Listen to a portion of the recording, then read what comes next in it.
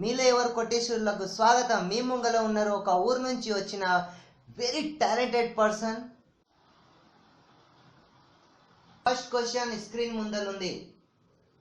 Who is the CM of Bihar? మీ option Yogi, KCR, Chandrababu, Nitish. ఈ question కి ఇది చాలా సింపుల్ సార్. ఇది మీకు తెలుసా దీని ఆన్సర్? వచ్చు, నాకు వచ్చు. చెప్పండి చూద్దాం.